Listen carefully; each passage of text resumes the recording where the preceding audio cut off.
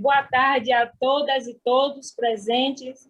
Para quem não me conhece, acredito que todos me conheçam, mas meu nome é Elisângela Silva, sou a coordenadora desse projeto.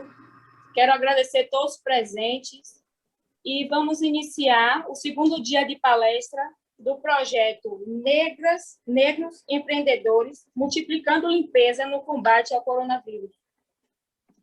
Esse projeto é mais uma das realizações do Afoxé Filhos de Coriefã, né, que ao longo dos anos vem realizando diversos projetos sociais, culturais, né, em nossa comunidade, no centro histórico, e agora nos reinventando online, virtual.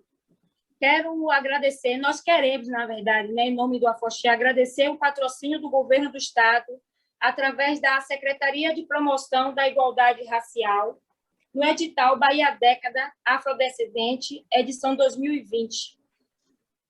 Nosso muito obrigado a CEPROME, né? E hoje, no segundo dia de palestras, o tema do dia, né, é empreendedorismo social na cultura baiana, e vão participar dessa mesa Luciene Reis, Diogo Dias, e a ilustríssima senhora Lindinalva de Palma. Em nome do Afoxé, eu quero agradecer a Luciene, né, que vai ser a primeira pessoa a iniciar a fala, agradecer por ter aceitado o nosso convite. Luciene Reis, que é publicitária formada pela Universidade Católica de Salvador, especialista em produção de mídias para educação online, CA de UFBA, né? E mestranda em Desenvolvimento e Gestão Social, pela UFBA também. Atuou na área da gestão pública durante 15 anos, passou pelas 3 esferas do poder, né? Federal, estadual e municipal. Atualmente é líder acelerada pelo programa Marielle Franco, do Fundo Baobá, e preside o MERC Afro. É isso mesmo, Luciene?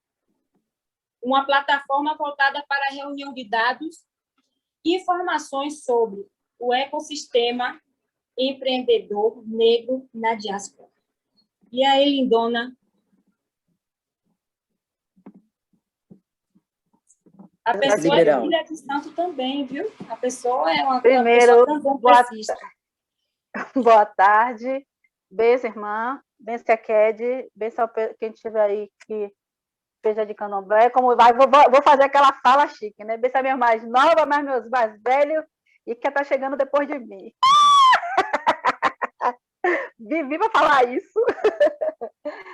Gente, então, quando o Lio me convidou para vir conversar um pouco com vocês, eu fiquei meio pensando o que é que eu poderia trazer de contribuição nesse debate sobre empreendedorismo, não somente a partir do que eu tenho estudado, mas eu fui assessora do vereador Silvio Humberto durante 2 anos, e uma das pastas que eu era responsável era pela da cultura, aqui no estado, aqui no município.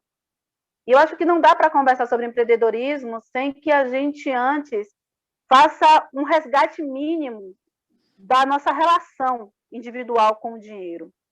Porque a gente está entrando em um debate de empreendedorismo nos últimos tempos que tem se configurado de uma maneira muito, no meu ponto de vista, muito delicado, porque a gente está exaltando o empreendedorismo de uma maneira extrema, em detrimento de fazer debates muito, muito reais e muito pontuais sobre o que é que está fazendo com que a população negra vá tanto para o setor empreendedor. Não dá para a gente falar sobre empreendedorismo sem falar da relação de trabalho. Porque, diferente de outros segmentos, a população negra não tem empreendido porque acordou de manhã, tem recurso e quer empreender. A gente tem construído um modelo de empreendedorismo como uma alternativa ao desemprego. E nessa exaltação do mesmo, nós estamos deixando de fazer o debate que é mais central, que é aonde estão os empregos para a população negra nesse Estado. Como as políticas públicas têm funcionado e têm sido pensadas para que o empreendedorismo para a gente possa acontecer da mesma maneira que acontece com outros indivíduos, a partir do nosso interesse pelo setor, a partir da nossa dinâmica de insatisfação com algo ou da nossa dinâmica de detectar que existe uma oportunidade em determinada área. Porque quando a gente está falando de o que é uma pessoa que empreende? Empreendedor é um indivíduo que, dentro do seu setor de atuação, descobre um nicho que não está sendo atendido e, a partir disso, ele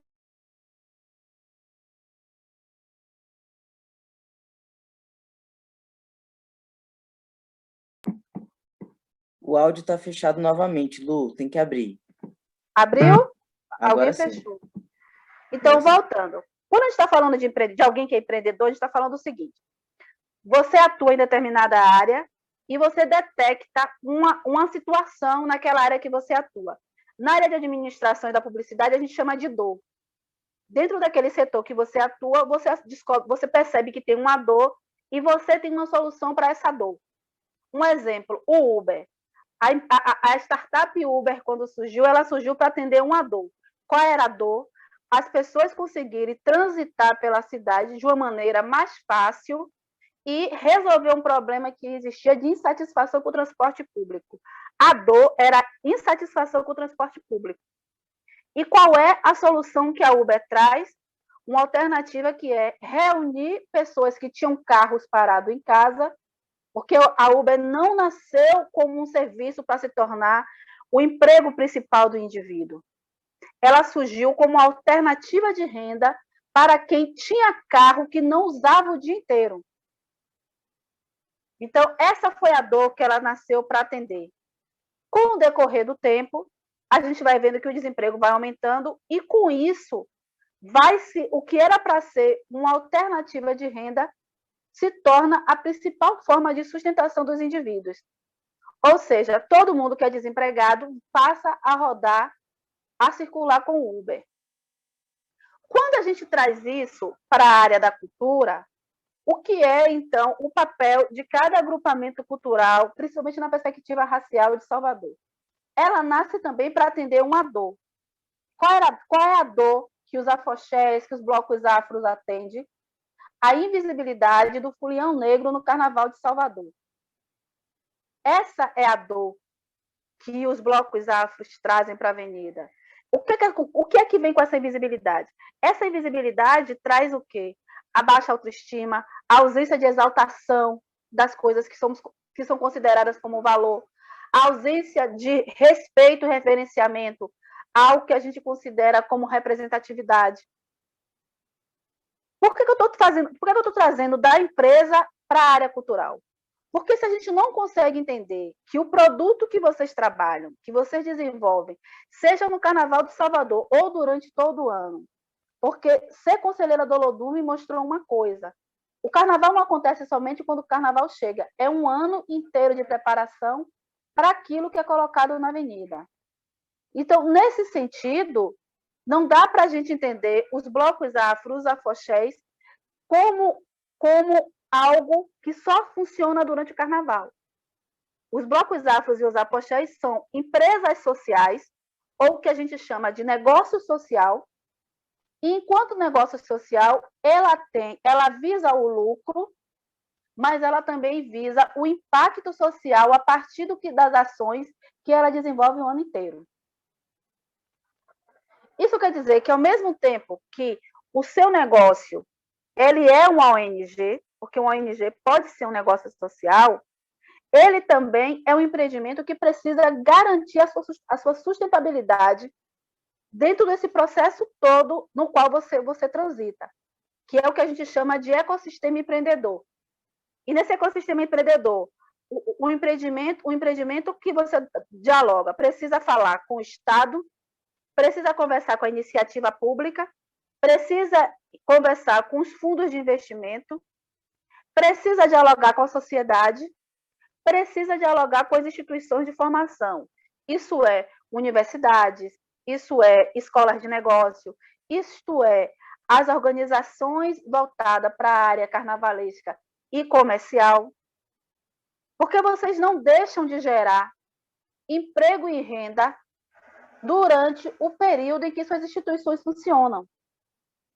Então, quando a gente está falando de empreendedorismo social e está falando dentro da cultura baiana, o primeiro ponto que a gente precisa trabalhar, e aí eu vou trabalhar com vocês, eu vou tentar trazer uma linguagem mais simples, mas eu acho que a gente precisa também dialogar com uma linguagem de mercado. Como é que o mercado entende o que vocês estão fazendo? Falo vocês porque eu não trabalho com cultura, não é minha área. Eu não tenho, normalmente eu sou a que bate palma. Então, o meu papel dentro da cultura é outro. Ontem Fred falou sobre uma coisa que eu acho muito importante e que, dentro de todo o processo que eu tenho estudando, isso tem se tornado latente. No período da pandemia, quem acompanhou o jornal percebeu que, no primeiro momento, ninguém soube direito como é que ia lidar com a pandemia. E aí, o que é que as empresas começaram a fazer? Elas começaram, gente, a se reunir em aglomerados, que ontem Fred chamou de sociedade de classe. O que foi que a imprensa brasileira fez? A imprensa construiu o que eles chamavam de complexo de mídia, como a gente tem agora o Complexo Nordeste, que é o que discute a pandemia na região Nordeste. As organizações de comunicação se reuniram dentro de um aglomerado que eles chamaram de Complexo de Mídia. O pessoal que trabalha com a saúde se reuniu em um outro aglomerado chamado Complexo de Saúde. O pessoal do comércio se reuniu em um outro eixo, que eles foram chamando de Complexo de Negócios. E aí, o que a gente tem? O maior exemplo que a gente tem de como esse processo funciona quando você se reúne é a Magazine Luiza. Ela é uma empresa que começou sendo um indivíduo que comprava de pequenos consumidores e, quando ela percebeu na pandemia que ela poderia quebrar, o que é que ela fez? Ela construiu um grande site onde pequenos comerciantes, você compra no site, na plataforma da Magazine Luiza, de sabão em pó a absorvente. Porque, para não morrer, ela teve que se reunir com os pequenos comerciantes, onde elas não cobram para você se cadastrar dentro da plataforma, mas você paga um percentual em cima das vendas de até R$2 para ela. Lu, mas R$2 é pouco. Gente, imagine hoje que a Magazine Luiza tem pequenos comércios de todo o país dentro dela. O que ela tem de lucro, tudo que os grandes aglomerados perderam no início da pandemia, por conta deles conseguirem se reunir no que a gente chama de conexões de redes, em 9 meses eles recuperaram. Em 9 meses. O que eu estou dizendo para vocês com isso é o seguinte, que não dá para a gente falar sobre empreendedorismo sem discutir mercado de trabalho, primeiro ponto. Não dá para a gente falar sobre empreendedorismo sem discutir organização em redes. Não dá para a gente conversar sobre empreendedorismo, principalmente voltado para a área da cultura e voltada para a questão racial, sem a gente discutir gerenciamento de conflitos. Porque tem uma coisa que é real. Nós desenvolvemos uma relação de trabalho conjunta que acaba sendo mais prejudicial do que positiva. Primeiro, porque a gente não consegue ainda entender que em determinados momentos nós vamos ser líder, e em outros momentos a gente precisa ser liderados.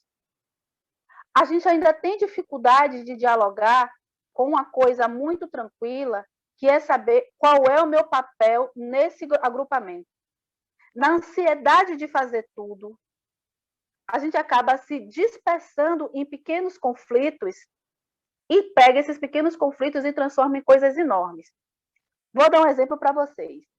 No Rio Grande do Sul, estava tendo, no meio da pandemia, a gente estava acompanhando lá pela UFBA, um aglomerado de pequenos comerciantes italianos. Eles pensando como é que eles iam fazer para sobreviver no meio da pandemia. Teve 2 reuniões que nós participamos que voava cadeira. Estou sendo sincera com vocês, voava cadeira. Sabe o que? Aquele monte de italiano junto, falando alto, gritando, jogando cadeira para cima, xingando. conseguiram chegar, depois disso tudo, depois de todo mundo gastar as suas energias, sentaram e disseram, tá, mas isso tudo vira o quê? Depois que eles quebraram o pau, eles tiraram uma diretriz do que eles iam buscar dentro do Estado para que os negócios deles não morressem no meio do caminho. E eu fiquei pensando, quando eu vi aquele povo brigando, aquilo tudo, eu digo, esse povo não se fala nunca mais. Na reunião seguinte, pasmem, estavam todos lá de novo, perguntando sobre a família, procurando saber como é que estavam, nenhum deixou de ir na casa do outro. E eles conseguiram, no meio dessa pandemia, dobrar o faturamento deles, de maneira que eles não quebrassem. Isso, quando a gente está falando de empreendedorismo, é estratégico. É importante a gente pensar sobre isso. Por quê? Ontem eu vi umas falas que eu fiquei meio... Eu ouvi e disse assim, tá, a gente sabe que o Olodum, o Ilê, o Gandhi, esses blocos têm uma visibilidade maior dentro do Estado. Mas esses blocos também, do mesmo modo que os demais, têm um problema de sustentabilidade. E esse problema de sustentabilidade, gente, não é diferente, seja vocês um bloco já com visibilidade ou um bloco com menos visibilidade. O que eu acho que existe de conflito nesta relação é a ausência de troca de tecnologias. O Olodum hoje é um bloco que já consegue vender todos os abadás deles na Central do Carnaval. A gente não desfila na avenida sem que os abadás estejam vendidos, de fato.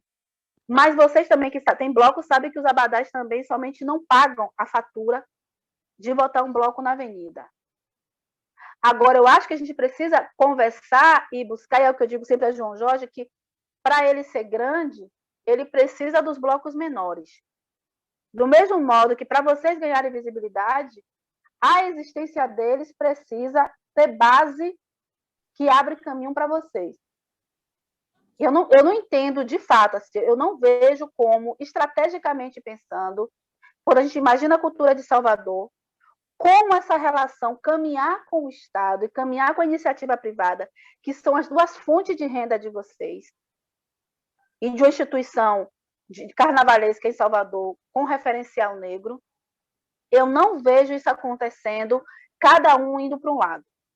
Porque o resultado final é o Estado aproveita desse modelo de segregação construído e, a partir disso, ele vai enfraquecendo cada dia mais as organizações menores. E aí eu volto para aquilo que o Fred falou ontem. Eu entendo que é preciso, sim, se reunir em um aglomerado, sentar e refletir de maneira muito racional quanto é que os blocos afros de Salvador gera de renda, gera de sustentabilidade para o município. Quanto é que vocês movimentam? Como essa movimentação se dá? Porque quando vocês não conseguem, quando a gente não consegue ter a dimensão de qual é a nossa parte no faturamento do município, a gente fica sem força para ir para esse diálogo. O Estado transforma essa relação que tem com os blocos afros numa relação de gasto e não de investimento. O Myrdal, que é um cara que eu tenho me aproximado muito atualmente, que é um autor, ele escreveu um livro chamado Dilema do Negro Norte-Americano, em 1967. Ele traz um ponto que, para mim, é muito interessante nesse debate sobre empreendedorismo. Porque ele fala o seguinte: como foi que a população negra foi sendo empurrada para a miserabilidade? Foi a partir de pequenas ações, tipo, eu sou uma mulher branca que tem um negócio e o meu cliente diz que não quer que eu contrate uma pessoa preta. Eu não contrato, com receio de que, se eu contratar, aquela pessoa branca vai deixar de vir para o meu negócio. O meu vizinho do lado quando me viu fazendo isso, faz essa pequena ação do mesmo jeito. O resultado final é que cada pequena ação dessa, que no caso dos blocos afros, passa pela relação pela forma como o Estado vê o trabalho desenvolvido por esses blocos durante o ano inteiro, passa pelas falas que muitas vezes circula pela cidade com relação a esses pequenos blocos, passa pelo modelo de gestão desses empreendimentos. E aí é muito interessante, porque quando eu estava no gabinete de Silvio, a gente percebia que os blocos que as mulheres estavam gestando tinha menos problema de prestação de conta que os blocos gestados por homens. Então, tudo isso são pequenos atos que se transformam, que mantêm esse senso comum de que os blocos afros não são estruturados, não são organizados, não sabem se organizar durante o ano inteiro. E com esses argumentos em mãos, eles constroem essa relação de fraticidade, sabe? Assim, de genocídio da cultura negra na Bahia. E se a gente não consegue entender que, pelo viés do empreendedorismo social, a gente precisa discutir com o Estado responsabilidade social, gente, é se apoderar da linguagem mesmo que eles utilizam para saber como é que a gente vai lidar com isso. Se a gente precisa de um contador para garantir que nada disso tenha problema, por que a gente não contrata um contador? Junta-se esses aglomerados. Como é que se constrói uma boa gestão desse bloco afro? É contratando um consultor que vai ajudar a estruturar isso tudo para chegar até o Estado, para chegar até o município? Que vai construir um dossiê que você vai apresentar para as iniciativas privadas e vai dizer, olha, quando você não financia, você está sendo racista? E isso se transforma em ação concreta para ir para a disputa? Porque uma das coisas que eu tenho pensado muito com o Mercado, e é o que eu quero fazer, é produzir dados. A gente tem um problema de produção de dados. A gente tem um problema real de pouca informação sobre o impacto que a gente causa quando desenvolve o trabalho que a gente desenvolve. E isso é um problema, porque o que é que os brancos estão fazendo? Eu vou chamar mesmo, é isso, né? O que é que os brancos estão fazendo lá na faculdade de administração? Que é onde eu estou lá, doente, eu estou aqui com minha coluna detonada de dor do emocional. Parei nessa dissertação. Eles simplesmente produzem estudos sobre aquilo que eles querem que o Estado financie. A gente não produziu estudo sobre o que são os blocos, os afoxés nesse país. A gente não produziu estudo histórico. Você pode ter a história do seu bloco, mas isso está contado aonde? A gente não produziu dados econômicos sobre como esses blocos se comportam no período do carnaval. A gente não produziu dados sobre o modelo de gestão que a gente utiliza.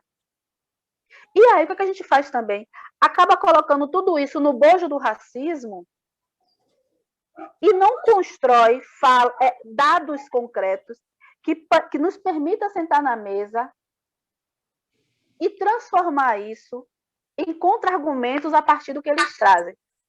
Eu acho que, como eu comecei falando com vocês sobre que empreendedorismo é você atuar sobre uma oportunidade que ninguém está vendo, eu acho que a grande ação empreendedora que vocês fazem agora, nesse período da pandemia, é produzir conhecimento sobre essa caminhada de vocês, enquanto empreendedores da cultura. É produzir dados, assim, ó. Tem estudos negativos, mas também tem dados positivos. Quais são os entraves? Quais são as potencialidades? O que é que os afoxés e os blocos afros trazem para o Carnaval de Salvador? Qual é o impacto que uma pessoa que sai no afoxé no Carnaval sente? Quais são as dificuldades que vocês enfrentam? Como isso está documentado para que a gente possa, de fato, produzir algo? Tenha capacidade de construir contra-argumentos e não só isso. Abrir um nicho de mercado para que se possa atuar nesse caminho, nessa perspectiva. Eu lembro que, na época que eu estava em Silvio também, nós chegamos a fazer uma atividade com a Elisângela para falar sobre a situação dos afoxés aqui em Salvador. E a Elisângela me trouxe muito, e essa atividade trouxe muito as dificuldades de fazer esse diálogo. E muitas vezes, gente, essa dificuldade de diálogo acontece exatamente por isso. Porque como a gente não tá seguindo o exemplo que os brancos estão fazendo de se unir para poder ir lá e cobrar esse direito, produzir informações e cobrar esse direito, eles sentam, quem detém, quem está hoje com o poder na mão. E a gente precisa aprender a nomear essas pessoas. Esse é um outro debate quando eu estou falando do caminho do dinheiro negro. A gente precisa saber por onde é que nosso dinheiro caminha. Quando ele chega na minha mão, ele vem da onde? E quando ele sai da minha mão, ele passa por onde? Porque quando a gente não reflete sobre isso, a gente não consegue discutir o empreendedorismo que de fato causa impacto. A gente continua desenvolvendo essa relação de meia sobrevivência, a gente chama, na área empreendedora, chama de baixa escalabilidade, que é o seguinte: quando o que você desenvolve não tem capacidade de impactar em outras áreas. E a gente sabe que isso é mentira. Os empreendimentos negros, as organizações negras, elas impactam em outras áreas. Mas como isso vem detectado? Como é que nesse debate de empreendedorismo, o que vocês estão fazendo se encaixa? Eu particularmente, acho que o que vocês têm desenvolvido se encaixa dentro de algo que pouca gente tem discutido, que é chamado economia do conhecimento. Que é quando você pega o seu conhecimento, a sua história, sistematiza ela toda, e a partir disso você cria pequenos produtos que lhe sustentam. Por exemplo, se a gente pega a história do Coriefan e transforma isso em um livro, e a partir desse livro a gente consegue produzir, detectar, bota ele em um plano de negócio, e consegue detectar assim, ó, o Coriefan sobrevive o resto do ano se a gente produzir isso, isto e isso. Como é que você paga isso? Que modelo de sustentabilidade isso pode trazer para a minha organização? Eu acho que... E aí eu não acho... Eu acredito que a gente precisa começar a olhar para os nossos produtos com mais riqueza. Porque, às vezes, a gente se prende tanto na escassez, a gente olha o nosso bairro, a gente olha a nossa comunidade, a gente não olha aquelas pessoas que estão dentro da nossa comunidade, muitas vezes, como parte da nossa riqueza, que a gente acaba se perdendo e procurando fora o que a gente tem dentro. A gente precisa desenvolver a cultura do pagar. Esse ainda é um problema nosso. A gente ainda não desenvolveu uma cultura de pagar. As pessoas ainda têm a cultura de achar que vai buscar conhecimento, que vai ter acesso a conhecimento, que vai ter acesso à informação de maneira gratuita. Quando eu estou falando de economia de conhecimento, pessoal, eu estou dizendo para vocês que na atual conjuntura, onde tudo está se virtualizando, e aí Elisângela está certíssima quando ontem ela disse, olha, eu estou repensando como é que o bloco, como é que o Afoxé vai funcionar na vida virtual. E caminhar na vida virtual não é necessariamente você fazer um Facebook. Talvez vocês nem precisem fazer um Facebook. Talvez a forma de sustentação de vocês pode ser pequenos vídeos que vocês soltam pelo WhatsApp. Pode ser pequenos vídeos que vocês só montam, pequenos shows que vocês fazem no YouTube. Agora, uma coisa é real. A gente vai ter que dialogar, pessoal. Não tem jeito. Com os novos modelos de gestão. Como é que se gesta um negócio social? Porque é isso que vocês são. Quando der meu tempo, avise, viu, Liu? Ô, Lu, depois eu quero falar algumas coisas. Então, como é que você gesta um negócio que é uma empresa social? Eu posso, assim, ó, quem precisar de ajuda para pegar seu negócio e colocar em um plano de negócio, eu me disponibilizo depois que eu entregar a dissertação. Eu posso sentar uma aula só, faço por aqui, monto aqui, a gente desenvolve um plano de negócio, mostra a vocês como é que faz. Boa, e aí vocês vão perceber que vocês têm produtos, que vocês têm serviços para ser vendido dentro desse segmento e que necessariamente mantém a sustentabilidade de vocês. Isso é pensar o empreendedorismo da cultura a partir de Salvador, uma cidade que simplesmente mata nossos sonhos. Deixem os áudios, por favor, pessoal, por gentileza. Tem alguém com áudio aberto aí? Tá, eu estou abrindo o meu. Bora, que aqui tem empreendedoras, viu? Tem barraqueiras, tem vendedores informais. Eu estou dizendo isso a você. Eu estou fazendo o plano de negócio agora do Bloco do Reggae de Albino. E a gente percebeu que tem um nicho que Albino pode caminhar sem necessariamente esperar pelo recurso do Estado. E com chance real dele sobreviver do negócio dele. Sem depender. Não é que vocês não vão buscar esse recurso, porque esse recurso é um direito.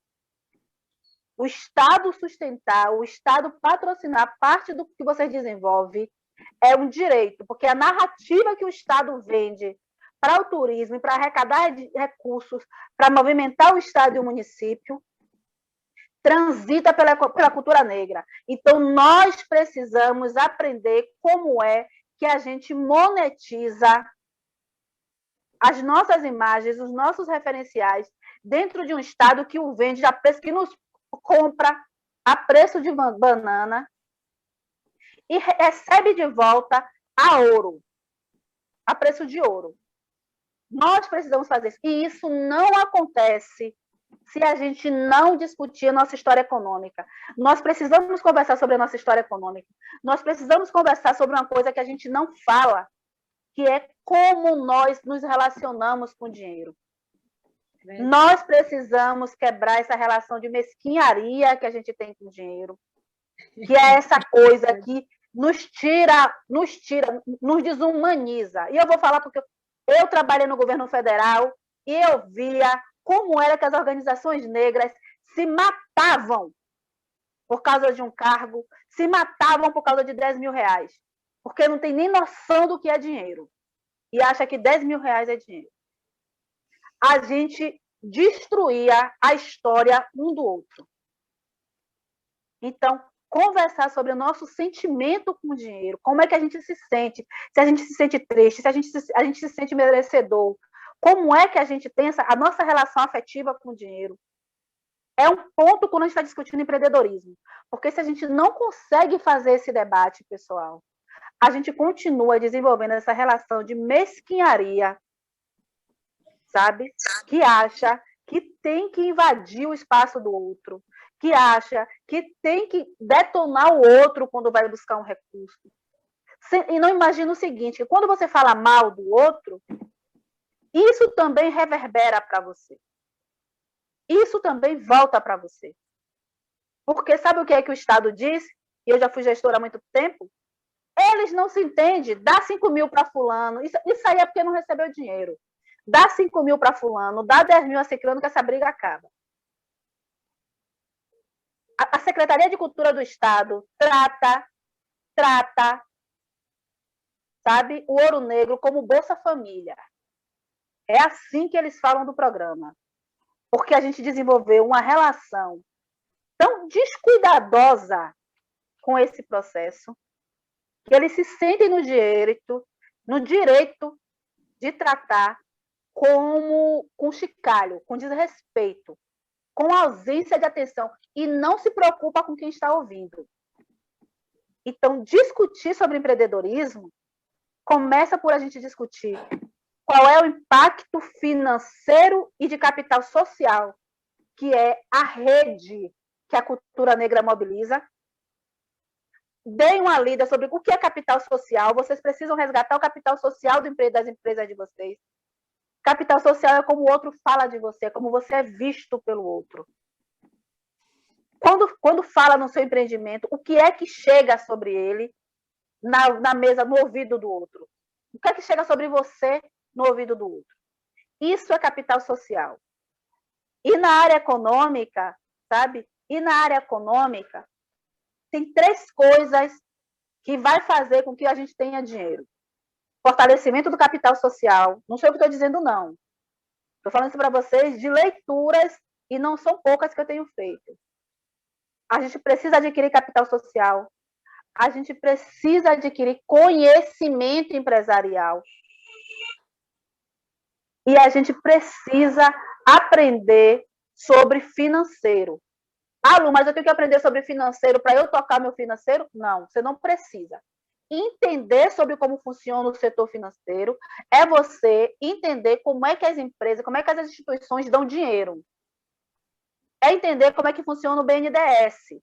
É entender, gente, quais são as linhas de financiamento público e o que você precisa para acessar. Isso precisa ser estudado. E aí não adianta eu vir aqui falar sobre ele, porque cada negócio que está aqui, cada ONG tem uma especificidade. Então, quando a gente vai para o plano de negócios, que vocês entendem como é que o seu negócio caminha, como é que ele se desenvolve, como é que ele transita, você vai perceber o seguinte: olha, o meu negócio trabalha com desenvolvimento humano. Olha, o meu negócio trabalha com empoderamento de comunidade. Olha, o meu negócio trabalha com cultura musical. Eu trabalho com dança. Então, cada um vai ter uma especificidade. E aí tem dinheiro no Itaú, tem dinheiro no BNDES. O BNDES tem 345 anos.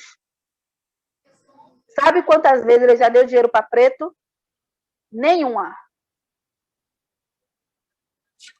Nenhuma.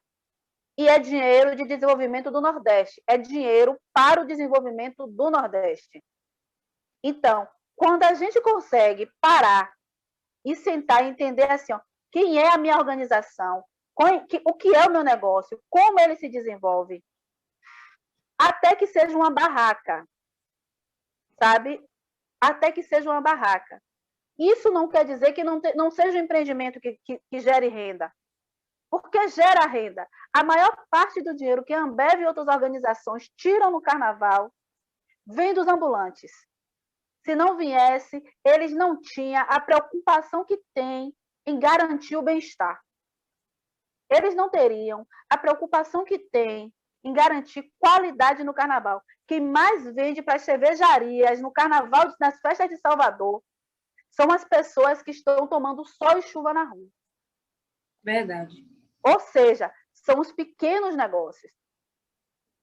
Então, discutir empreendedorismo é discutir uma ótica de que vocês são um negócio social que está sendo empurrado para o setor empreendedor, porque o Estado está se isentando de cumprir com as responsabilidades que ele precisa cumprir, que é de garantir um ecossistema positivo para que você possa se desenvolver enquanto empreendedor. Porque, assim, ó, ninguém é empreendedor para ser empreendedor a vida inteira. Não é à toa que tanta organização branca vai para aceleradoras. Você começa como um empreendedorismo, você começa como um negócio que você teve uma ideia e vai se desenvolver. Aí as diversas aceleradoras dão os processos de capacitação, que é a aceleração, que é ajudar a sistematizar a sua ideia para que ela vire um negócio, para, no máximo, em 5 anos, você virar um empresário. Boa. O único segmento que não está virando um empresário são os empreendedores negros. Odeio a palavra. Tenho ódio da palavra afroempreendedor. Pensa, tem uma pessoa que tem ódio da palavra afroempreendedor, sou eu. E eu vou dizer a vocês por quê. Porque quando a pessoa chama vocês de afroempreendedor, diz que o negócio é amador. Diz que é aquele negócio que a gente faz, como diz manhã, de armengagem. Sabe? É cacete armado. Quando chama de afroempreendedor, está chamando de cacete armado. É aquele negócio que não vai para lugar nenhum. Ou a gente aprende que a primeira coisa que vocês têm que botar no vocabulário de vocês é que vocês são empreendedores negros, porque empreendedor vira empresário. Afroempreendedor vira empresa que quebra em pouco tempo. Porque quando você virar afroempreendedor, você trabalha a sua cabeça na linha da militância. Você trabalha a sua cabeça para você ganhar dinheiro, mas você pensa a militância. Quando você vira empreendedor, você pensa o seu negócio. Bom. E empreendedor negro milita empregando pessoas. Empreendedor negro tem que aprender que ele milita quando ele gera emprego e renda. É assim que os judeus fazem. Os judeus têm um selo, que é o selo de garantia dos produtos deles. O segmento judeu só compra produto com aquele selo, que é o selo Kellogg. Os muçulmanos têm um selo que diz que eles só compram comida se tiver aquele selo.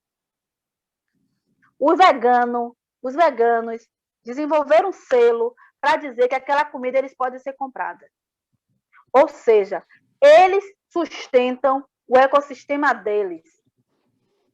Como é que a gente... Sabe por que isso? Porque eles pensam para onde é que o dinheiro deles vão. Eles garantem que o dinheiro deles circule na comunidade deles.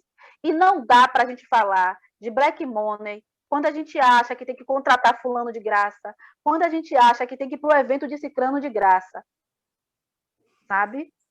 Eu não vou para evento de graça. Eu não peço ingresso a ninguém. Se me der, tudo bem, mas eu não tenho coragem de pedir, porque eu acho isso desrespeitoso. É verdade. Sabe? Isso é desrespeitoso com o outro.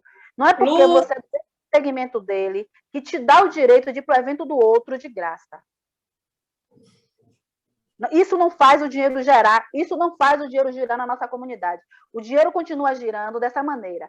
Ele chega na nossa mão por mãos brancas e ele volta para mãos brancas porque o dinheiro não passa meia hora na nossa mão. Faça um cálculo, quando você estiver com o dinheiro na mão, faça o cálculo de quanto tempo você fica com ele na mão. Você não passa meia hora e não se constrói. Luciene, está me ouvindo? Não estou ouvindo, Luciene. Está me ouvindo? Alô? O áudio dela está fechando sozinho. Eu vou perguntar de novo aqui para ela se ela quer abrir lá. Alô? Desculpa, estão me ouvindo? Vou encerrar. Não encerra agora não. Calma, já está querendo ir embora. Calma. É rápido, não vai embora agora não. Fica aí até o final, que a gente tem muito papo para bater. Eu vou ficar. Eu achei que eu estou encerrando minha fala. Não, é para encerrar agora não. Calma aí.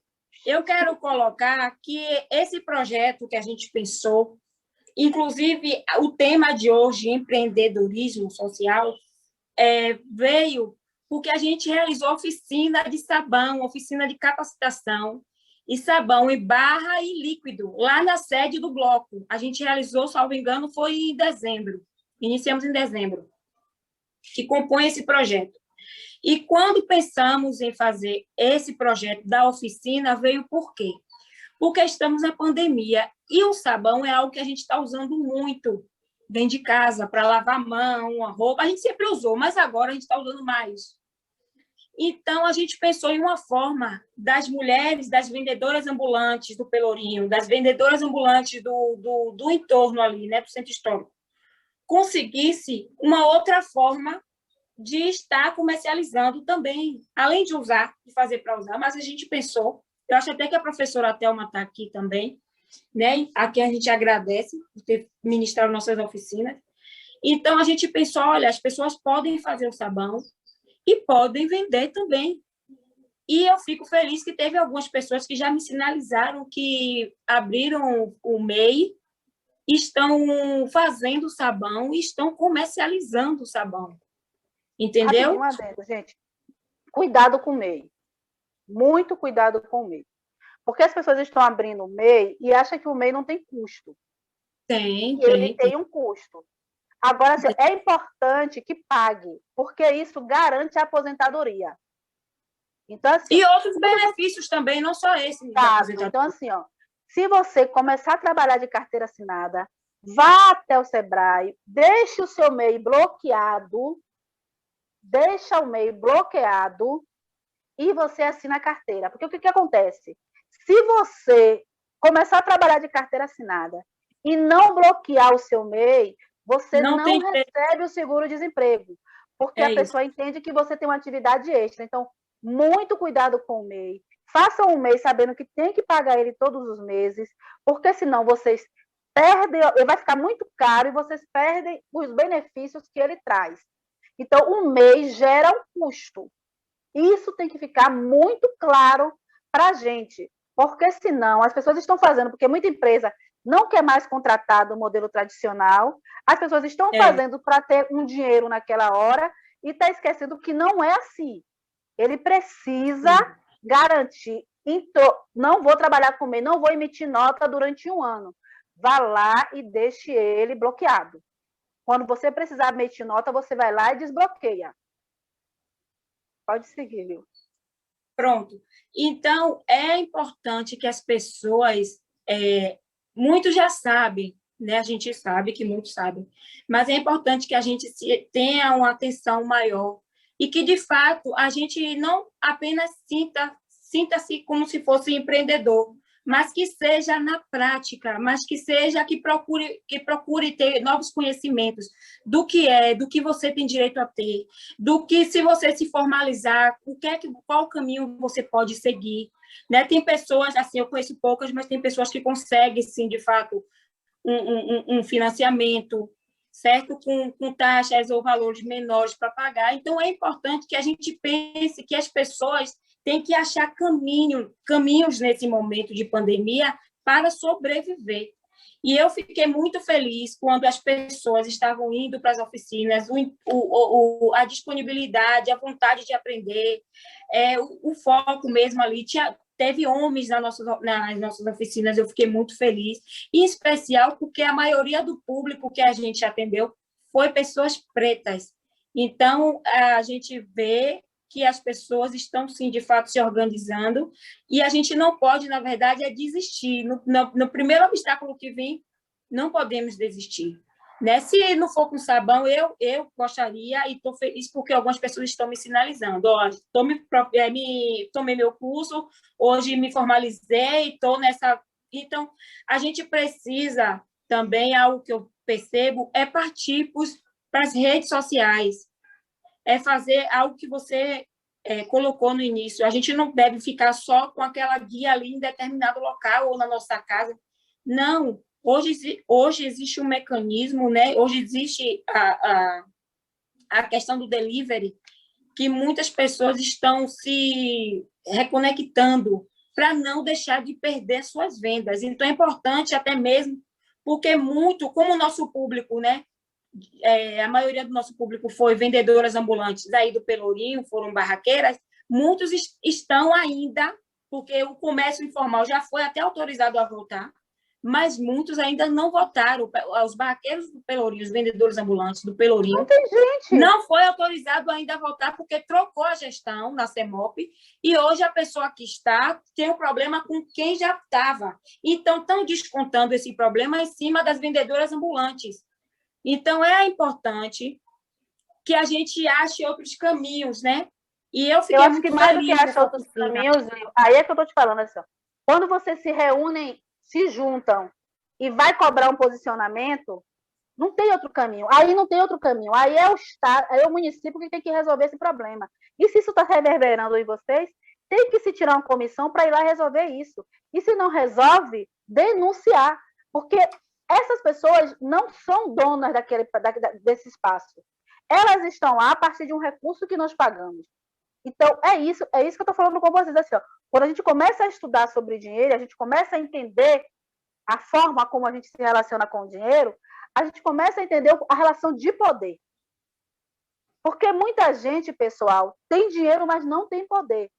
O nosso problema é que a gente não entende que por a gente não ter dinheiro em excesso, isso parece que a gente não tem poder. Mas só que nós temos. E eu vou dar um exemplo muito prático de onde está nosso poder. A gente elege os algozes que estão nos dirigindo o tempo todo. Vocês mobilizam redes nas eleições. Vocês mobilizam rede para eleger um filhote de cruz credo, como Alexandre Aleluia, um fascista, para eleger esse quadro bizarro que está na Câmara de Vereadores. Porque essas pessoas foram eleitas por votos pretos. Então, assim, poder de mobilização se tem. O problema é que a gente utiliza esse poder de mobilização, a gente usa mal esse poder de mobilização.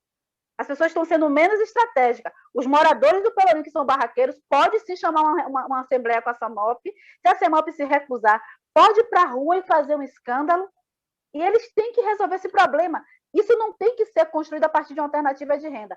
Agora tem uma realidade. O Pelourinho não está girando grana agora. É um debate que vale a pena ser feito nessa perspectiva? É isso que vocês têm, é isso que a gente, quando se organiza em rede e se reúne em grupo, consegue fazer essa conversa.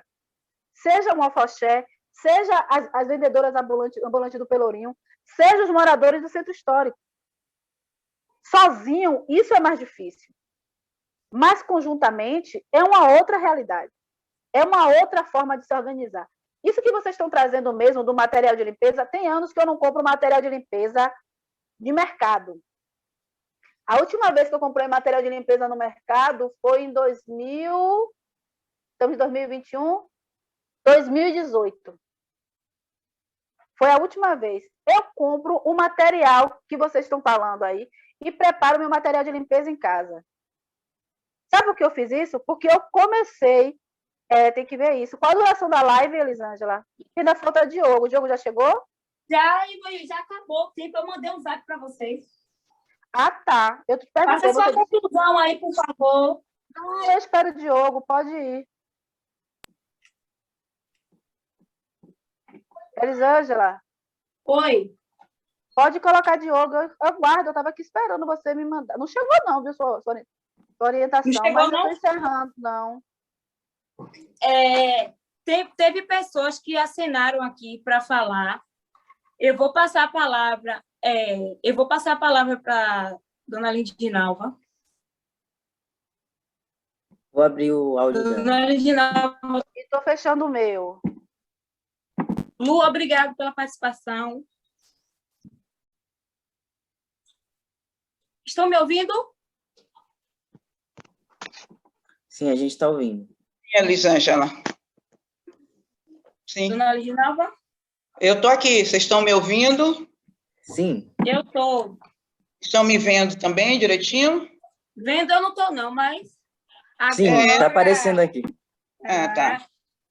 Eu quero agradecer a senhora, né, por ter aceitado participar do projeto todo, que a senhora está comigo desde o início do projeto, lá quando começamos a pensar no projeto, né, e esteve com nós, né, do Coreafam, por todos esses meses, que já são 4 meses, salvo engano, e sim, agradecer, né, pela parceria, pela disponibilidade. A senhora que tem tanta coisa que eu vi no currículo da senhora que se eu falar vai ser o dia todo aqui. Eu vou falar. Então deixa para lá. Pula essa parte. Mas do mais eu quero agradecer.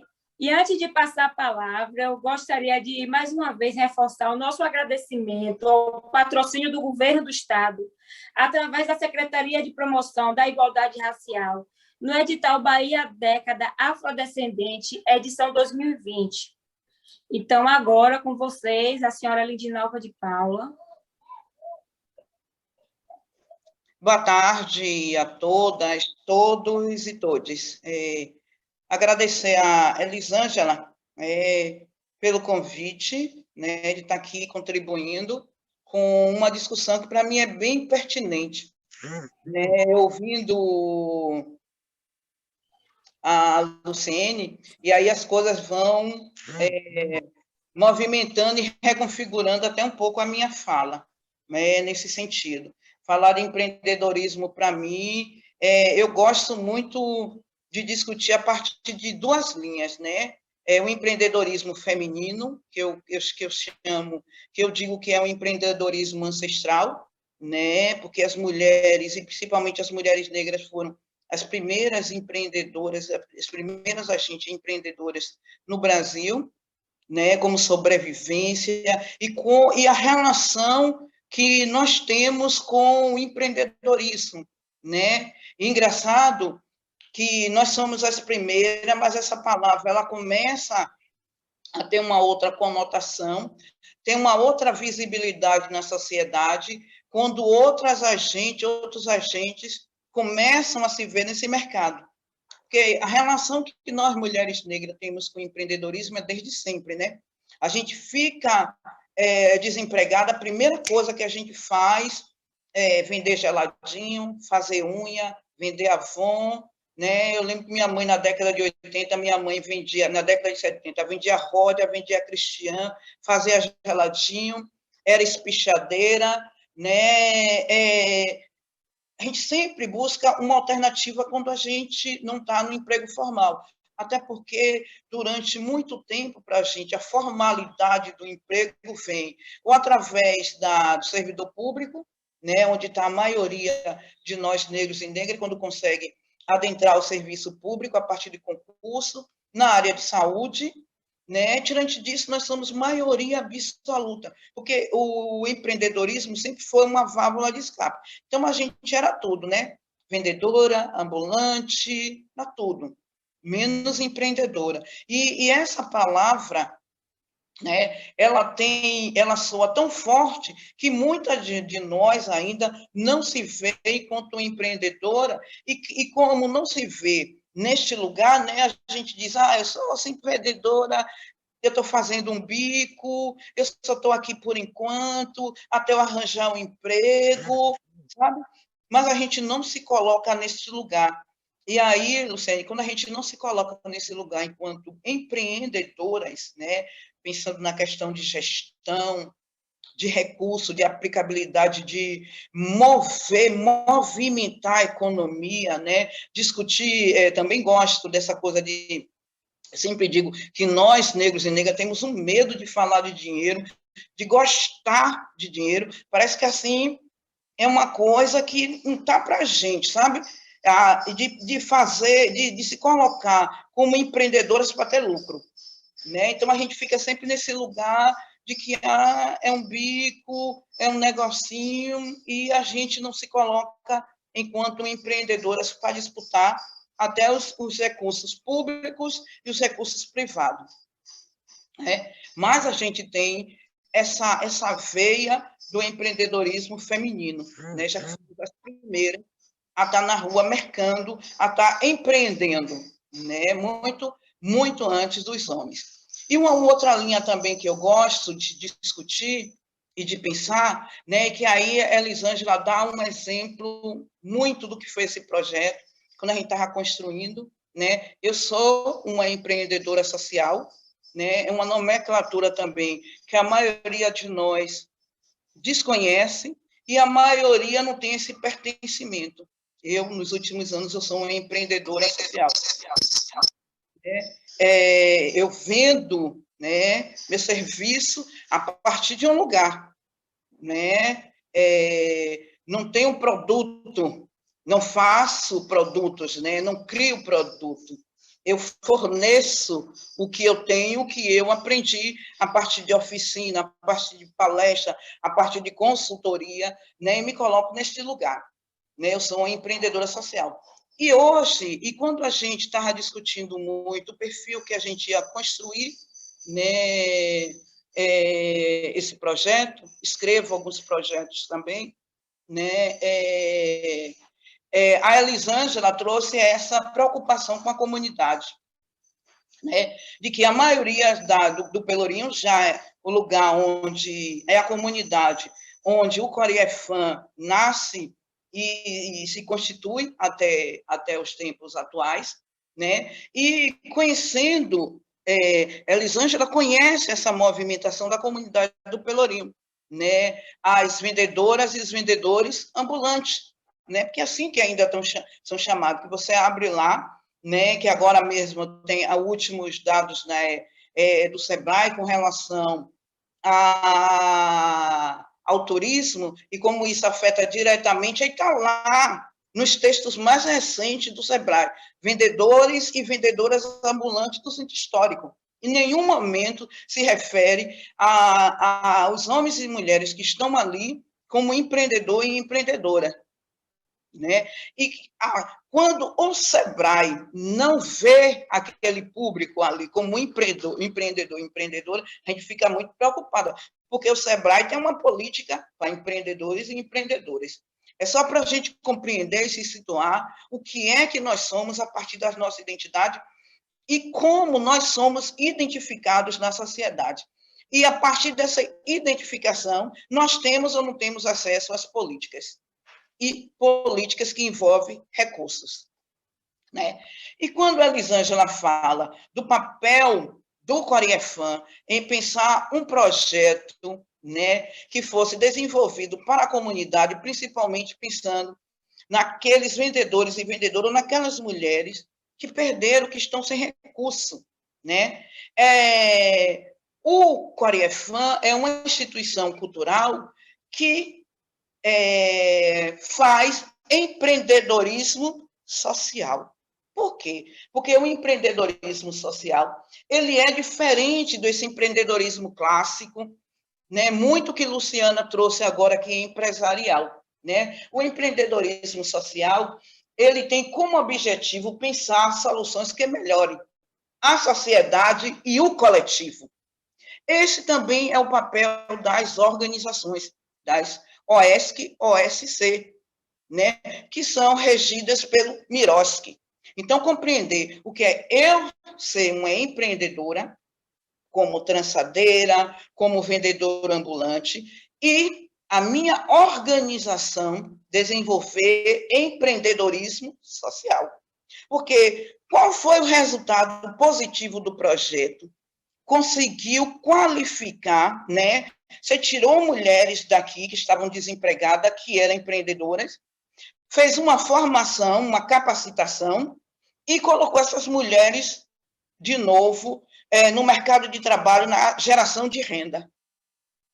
É um empreendedorismo social que as organizações têm que implementar, se adequando à atual conjuntura, né? Então, compreender que quando a gente pensa em empreendedorismo, existe um leque muito, muito, e que as organizações, né, as organizações de sociedade civil, que são orientadas, que são administradas a partir de estatuto, CNPJ, e tem diretrizes, né, de lei, como o Miroski, ela faz o empreendedorismo social.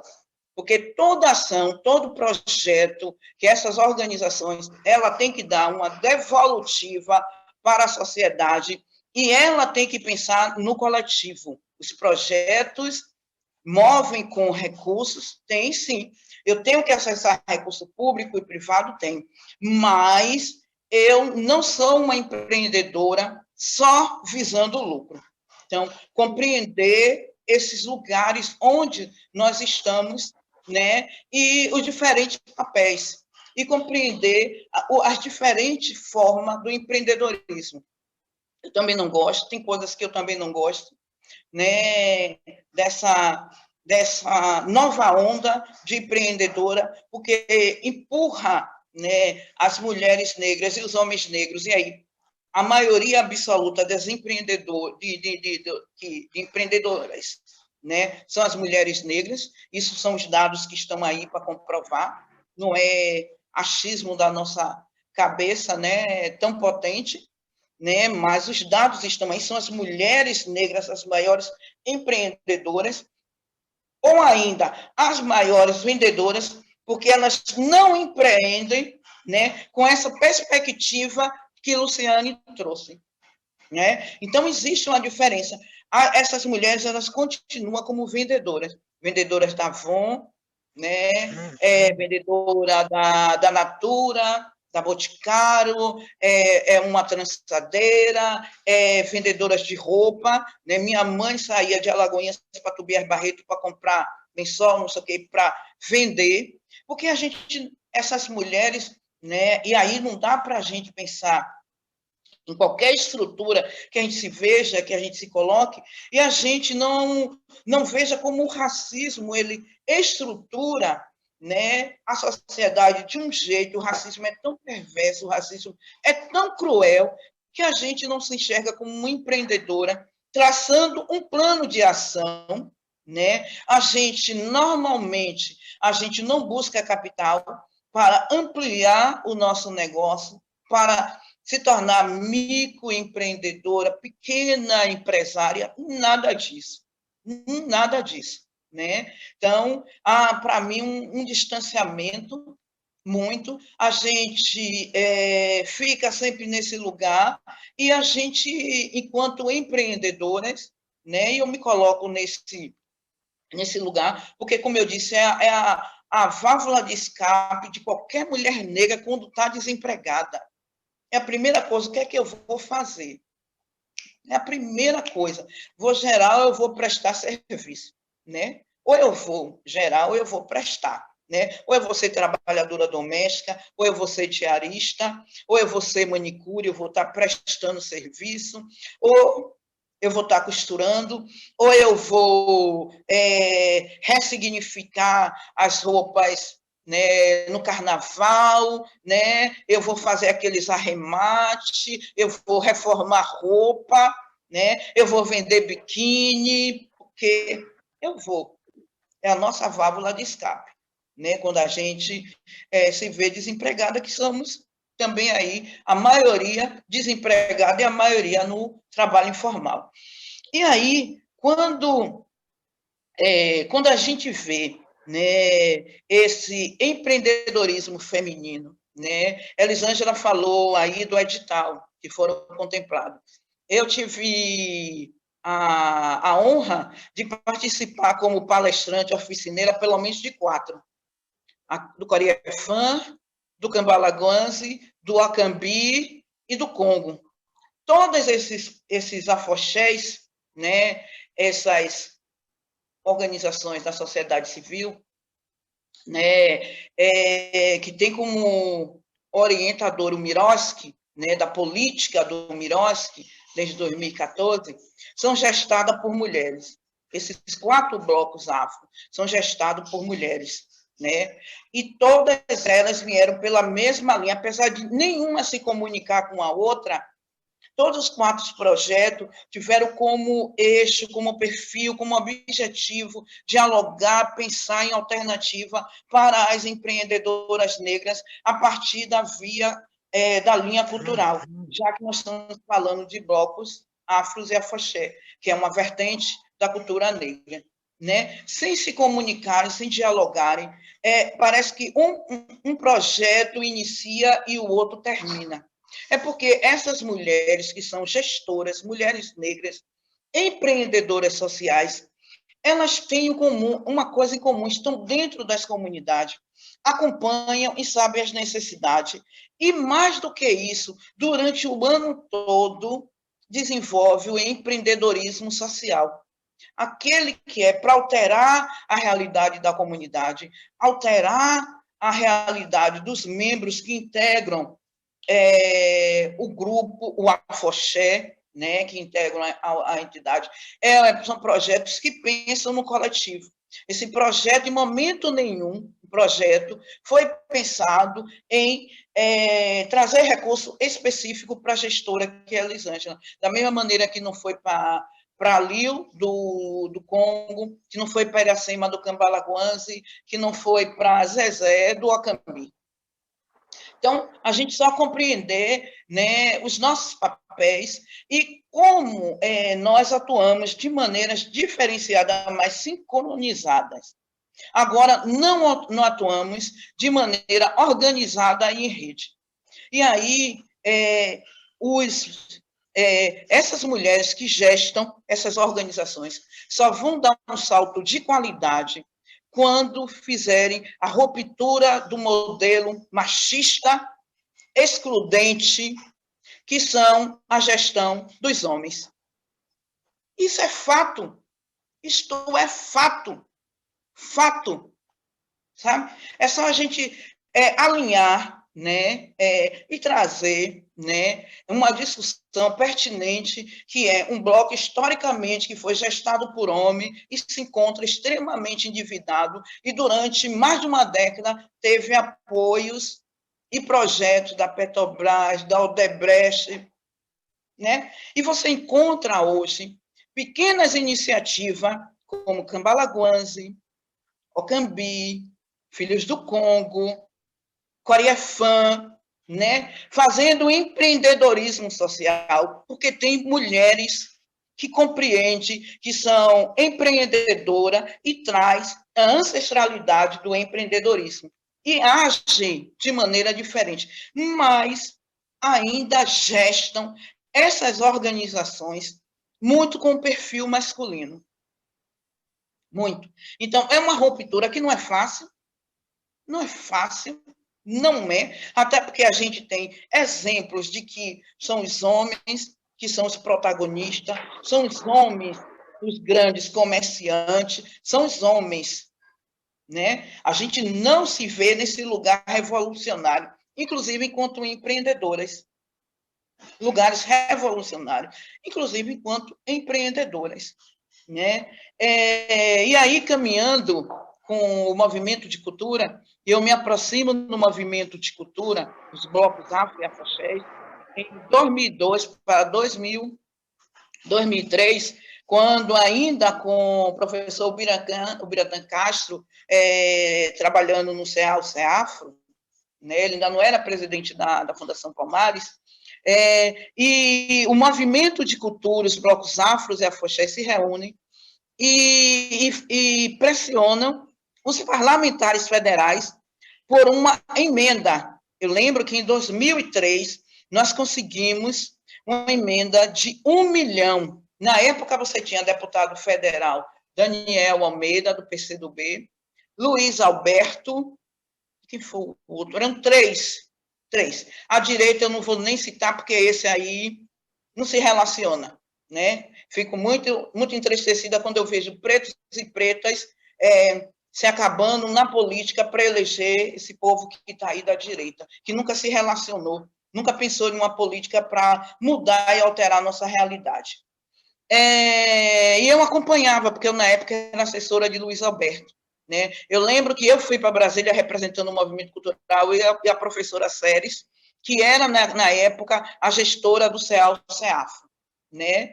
Nós que fomos, engraçado, eu não era nem da cultura, e quem foi representando, nós preparamos o documento, nós ficamos 3 dias encaminhando, né? Mas isso foi uma articulação do movimento, né? E que eu me lembro, de lá para cá a gente se perde, né? Mas as mulheres negras hoje, também que estão nesse lugar de gestoras desses empreendimentos sociais, que são os blocos afros e afoxé, elas têm que dialogar entre elas e criar entre elas uma rede para disputar os recursos públicos e privados.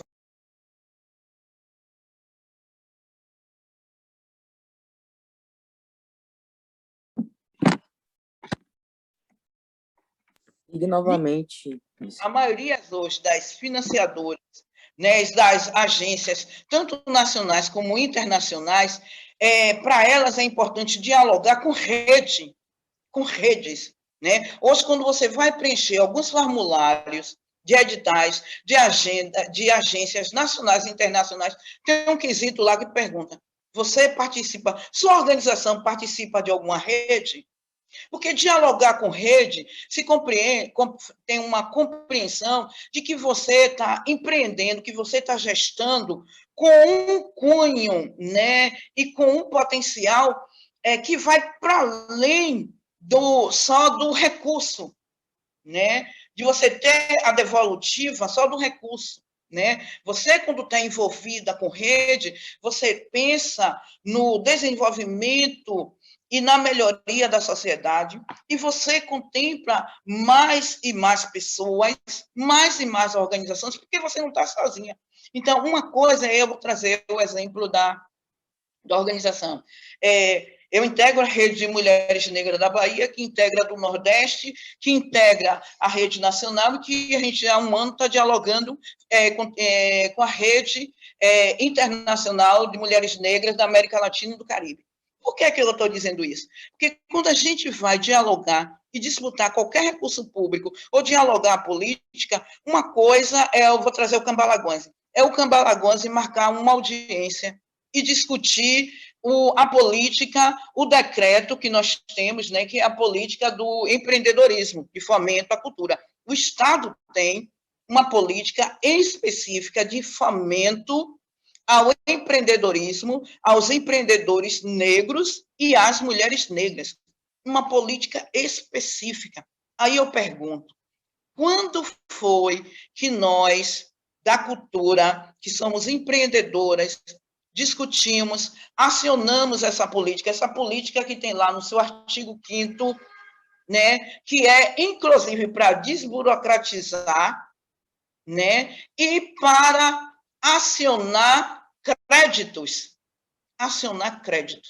Mas se a Elisângela vai conversar, né, para acionar, para questionar, e até mesmo para questionar, porque a gente está um ano e 2 meses numa pandemia, onde as vendedoras, as empreendedoras negras foram as primeiras a ser afetadas, principalmente as ambulantes, as que estão na rua, né, foram as primeiras afetadas.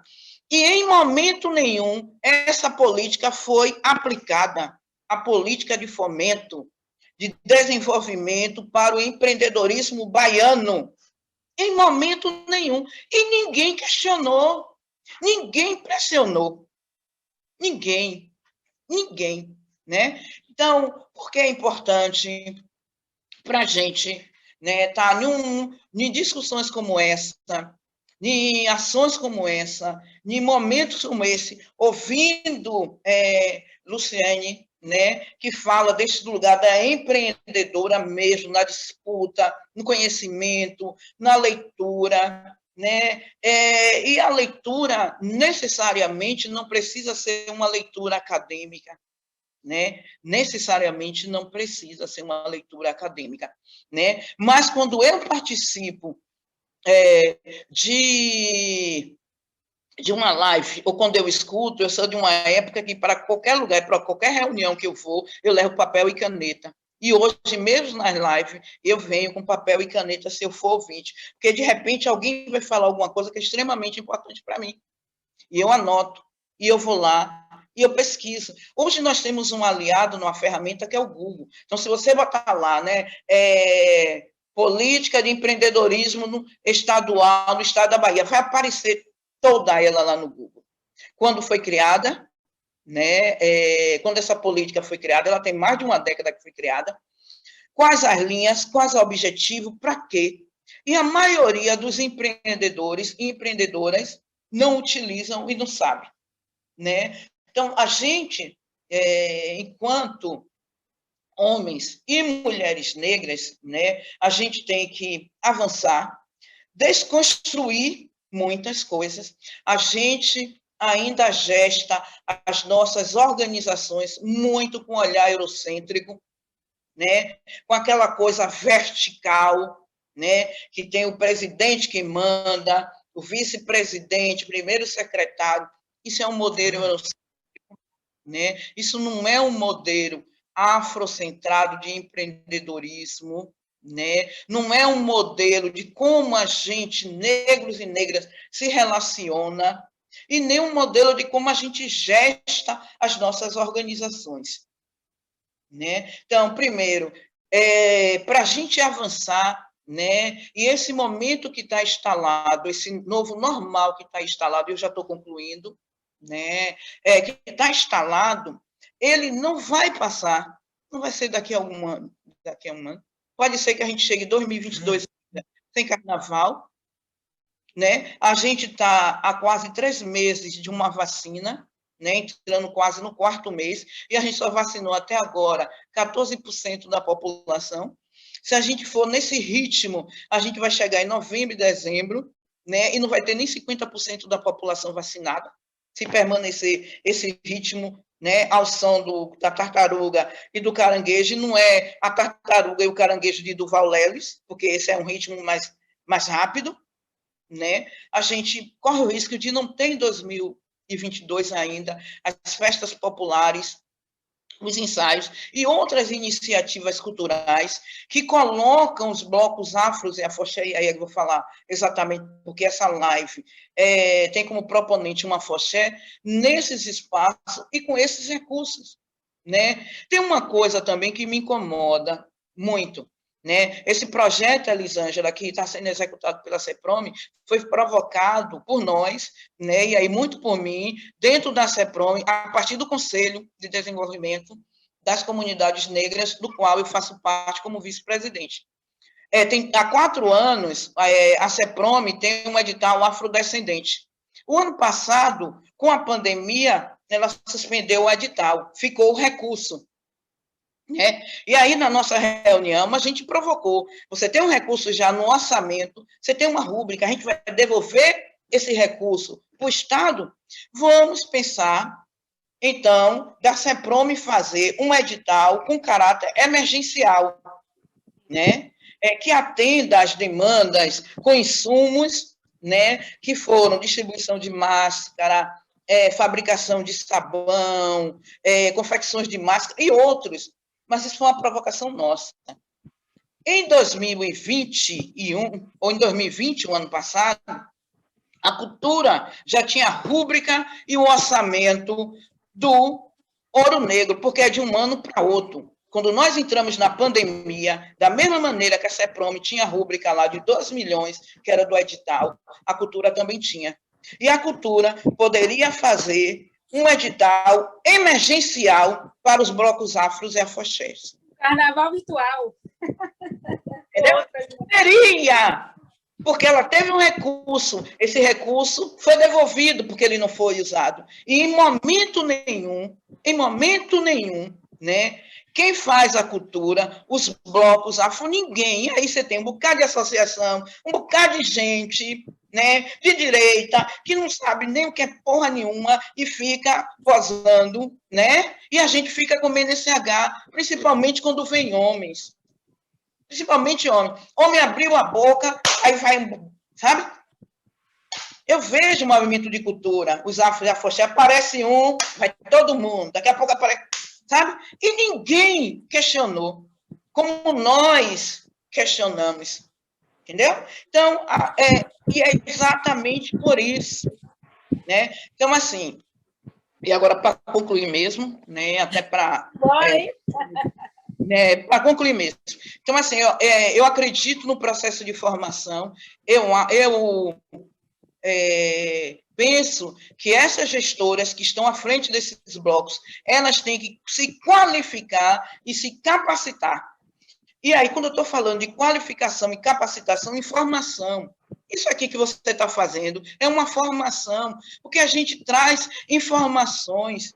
Isso é uma formação política. E a gestora, se você se propõe a ser uma gestora, porque você está gestando um bloco, você está gestando uma organização, você tem que tem que passar por um processo de formação, porque senão você vai ficar o tempo todo, né? E aí, quando eu vim para esse movimento, ouvindo uma coisa que eu acho tão feio, é quando chega um bloco em qualquer lugar e as pessoas, e aí, Luciane, né, esse capital social, a maioria são conhecidos como lá vem o diretor, o presidente com a cuia na mão, pedinte. Né? Então, e é exatamente isso. Né? A maioria não estão qualificados, não são capacitados. E isso não quer dizer que você tenha que passar pela academia. Não é isso que eu estou falando. Não é isso que eu estou falando. Formação, capacitação, necessariamente não perpassa pela academia. Né? Mas você provocar dentro da sua organização momentos, discutir tema, trazer pessoas, gerar ronda de conversas entre essas gestoras para a gente começar a construir o empreendedorismo social de um outro lugar. De um outro lugar. Eu acho que é só, por enquanto. Aí é uma enciclopédia. Obrigada, dona Lindina, por ter aqui abrilhantado nossa mesa hoje, né? Hoje que é quarta-feira, dia de Orixá. Dia de Orixá todos os dias, mas especial ao Bar, Xangô, Yansan, Deus em primeiro lugar. Né? A gente está vivendo, como a senhora falou, mais de um ano de pandemia e a gente tem que estar emanados, né? Com quem tem fé em Deus, com a sua fé em Deus, quem tem fé em Orixá, quem tem fé em outra entidade, a gente tem que respeitar todos, né? E pedir a Deus, a Deus, ao Baloaê, todos os orixás, que passe o mais rápido possível, né? Que a gente também... o que a senhora colocou há pouco instante, a questão dos blocos, né? Não teve carnaval esse ano, foi algo que impactou bastante. Ainda ontem a gente falava aqui que a gente precisa já agora discutir formas para o ano de 2022 a gente tenha algo, né? Porque quando as pessoas se remetem ao carnaval, pensam só na festa. É, sim, uma grande festa popular, vamos dizer que é a maior aqui do estado da Bahia. Mas existem vários segmentos, existem várias organizações, existem pessoas que dependem dessa festa, né? Desde o cordeiro... Se prepara o ano todo, né? As costureiras das fantasias. E esse ano eu percebi que alguns estados e algumas cidades, de fato, tinham recurso e eles fizeram o quê? Eles agora, depois que acabou não, porque ainda existe ainda, tem algumas entidades que ainda estão fazendo o Audi Black. Mas eu percebi que eles começaram a abrir editais no estado do Rio de Janeiro para as escolas de samba, para fazer atividades que sejam virtuais. Ainda ontem o Zezé colocou aqui, né, que a gente precisa fazer um carnaval virtual. Se o Corefã faz sábado, que sábado a gente vai fazer a apresentação do desfile do Corefã. Se o Acambi sai tal dia, entendeu? O Cambalaguanze, o Olorum Babami, a gente já precisa... Desculpe, Elisângela, a Secretaria de Cultura poderia ter feito desfile virtual dos blocos Afros e Afoxé, dos blocos com o recurso do Ouro Negro. E aí dá um valor. Se não quisesse gastar o valor todo, desce, sabe? Dividia sexta, sábado, né, o desfile do Ilê, o Ilê fazia live sábado, o Olodum sexta, os blocos tirava todos os dias da semana. E um recurso que já estava orçado de 2019, porque o dinheiro de 2020 ele é orçado em 2019, então estava lá, do Carnaval Ouro Negro, poderia ser repassado para as organizações. E se fazia desfiles virtuais, fazia os ensaios e passava o recurso do Ouro Negro. Faltou boa vontade da gestora. E faltou a sociedade, né, pressionar e o Conselho de Cultura ter o saque, como nós do CDCM tivemos. Era muito simples, porque o recurso estava lá, porque o recurso foi aprovado em 2019, de um ano para outro. Muito. Vamos pensar, né, em 2022 agora, porque o carnaval não se faz só... Eu quando acaba o carnaval, eu já começo a escrever sobre o meu tema, eu já começo a pensar. Ano passado, eu estava morando em outra cidade, e aí o que aconteceu? Acabou o carnaval, prestei conta, eu já comecei a pensar no tema de 2022 agora. E aí passei, vamos dizer que 3 meses escrevendo, minha madrugada, que é o período que está todo mundo, né? O pessoal se desliga de celular. E fiquei 3 meses escrevendo, pensando em aula, pensando como é que eu vou fazer a fantasia, porque as pessoas têm uma ideia, acho que equivocada, de que a gente só trabalha ali no carnaval. E às vezes nos chama até de desorganizados, né? Mas eu vejo a luta, eu sei, de fato tem pessoas, acho que em todo, não só no carnaval, mas em todo segmento, em todas as profissões, tem pessoas boas, tem comprometidas e tem pessoas também que não têm esse comprometimento, né?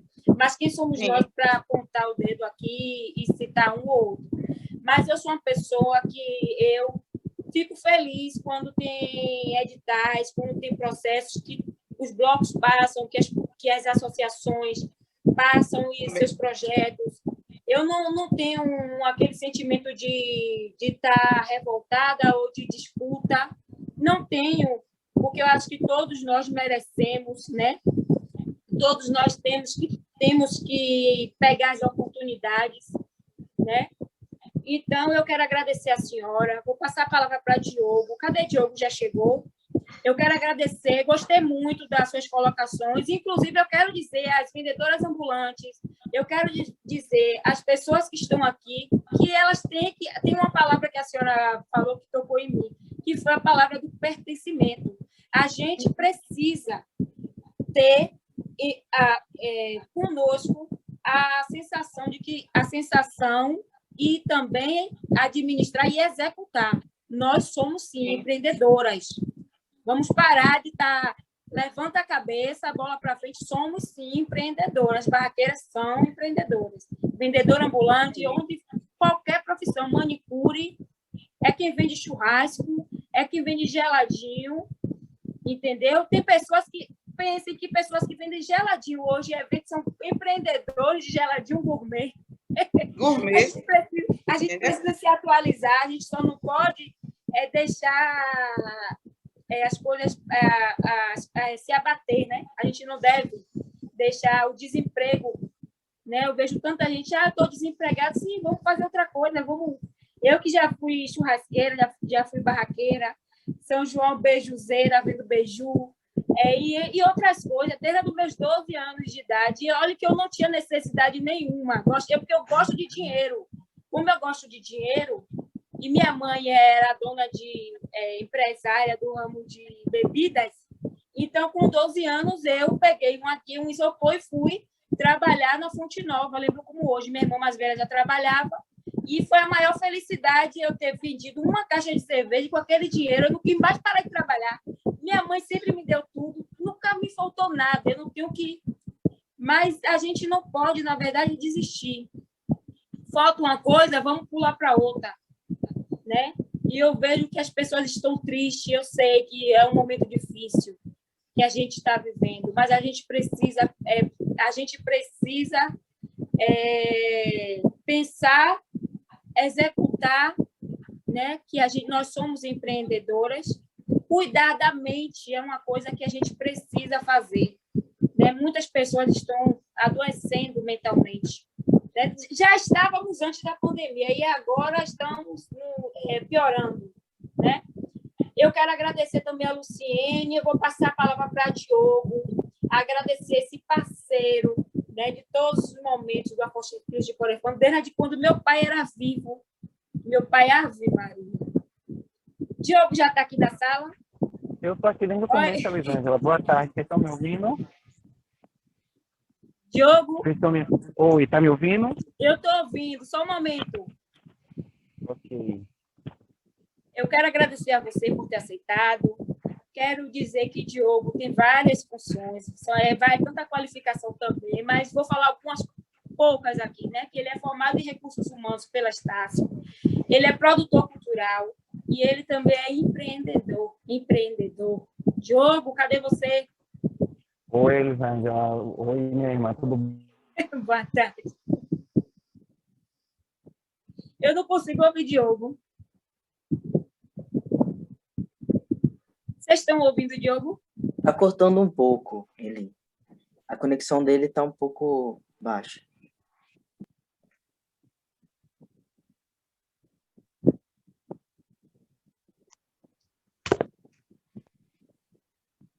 Reis de Nova de Paula, que, para quem não sabe, também é minha mãe biológica.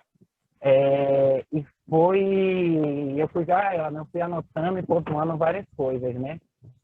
Quando Luciane e Lindinalva apontam o empreendedorismo, né, e pessoas negras como empreendedoras, é importante ressaltar que na Bahia a gente tem mais de 500 mil empreendedores e desse qualitativo total, mais de 80% são mulheres negras.